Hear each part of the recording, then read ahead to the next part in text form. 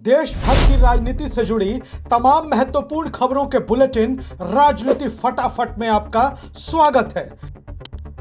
सनातन को मिटाने का आह्वान करने वाले बयान पर एक्शन न होने से हाई कोर्ट हैरान। तमिलनाडु के सीएम एम.के. स्टालिन के बेटे और राज्य सरकार में मंत्री उदयनिधि स्टालिन ने सनातन धर्म को डेंगू मलेरिया जैसी बीमारी बताते हुए इसे खत्म करने को जरूरी बताया था, जिस पर मद्रास हाई कोर्ट ने कहा कि सनातन धर्म के उन्मूलन के लिए आयोजित बैठक में मंत्रियों ने भाग लिया और पुलिस ने उनके खिलाफ कोई कार्रवाई नहीं की। यह कर्तव्यों में लापरवाही है। कर्नाटक में हो सकता है बड़ा सियासी उलटफेर। राज्य के 25 विपक्षी विधायक हो सकते हैं कांग्रेस में शामिल।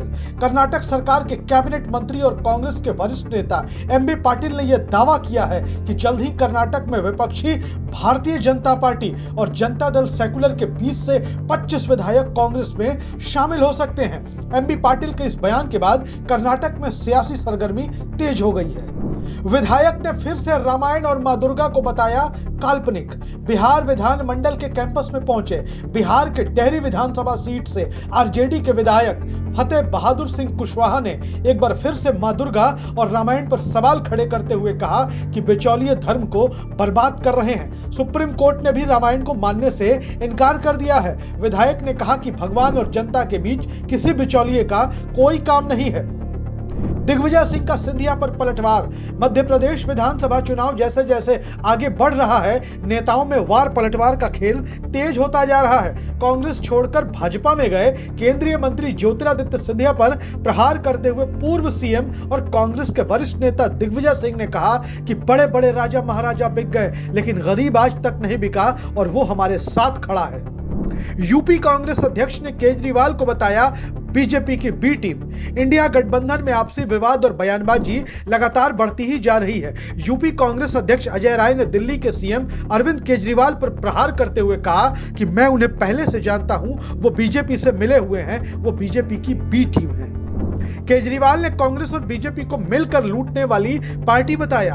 दिल्ली के सीएम और आम आदमी पार्टी के मुखिया अरविंद केजरीवाल ने कांग्रेस और भाजपा पर एक साथ प्रहार करते हुए कहा कि भाजपा और कांग्रेस एक ही तरीके से काम करती है। कवर्धा में अपनी एक रैली को संबोधित करते हुए केजरीवाल ने कहा कि पहले दिल्ली में भी 2 पार्टियां थी और दोनों ने गदर मचा रखा था, दोनों में सेटिंग थी। 5 साल तुम लूटो और 5 साल हम लूटेंगे। जनता दोनों से दुखी और त्रस्त थी। भारत सरकार बेचेगी 27 रुपए 50 पैसे किलो आटा। बढ़ती महंगाई को देखते हुए केंद्र सरकार ने किया लॉन्च। बढ़ती महंगाई से भारत की आम जनता को राहत देने के लिए केंद्र की नरेंद्र मोदी सरकार भारत आटा लेकर आई है। केंद्रीय उपभोक्ता मामले, खाद्य और सार्वजनिक वितरण मंत्री पीयूष गोयल ने इसे लॉन्च किया है। इस आटे की कीमत 27 रुपए 50 पैसे किलो तय की गई है। इसे 10 किलोग्राम और 30 किलोग्राम के पैक में उपलब्ध कराया जाएगा। गेहूं की लगातार बढ़ती हुई कीमतों की वजह से त्योहारी सीजन में आटे की कीमतों में तेजी को देखते हुए केंद्र सरकार ने सस्ते दामों पर आटा बेचने का फैसला किया है। केंद्र सरकार की आटा बेचने की स्कीम पर रवीश कुमार का तंज।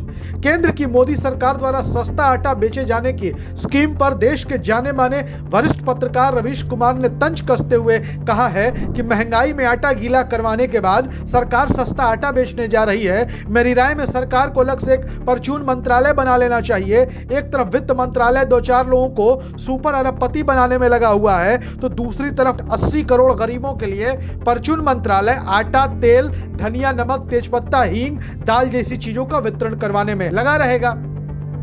मिजोरम की 40 सीटों के लिए वोटिंग कल। उत्तर पूर्व के राज्य मिजोरम में विधानसभा की 40 सीटों के लिए मतदान कल यानी मंगलवार को होगा। मिजोरम में इस बार त्रिकोणीय मुकाबला देखा जा रहा है।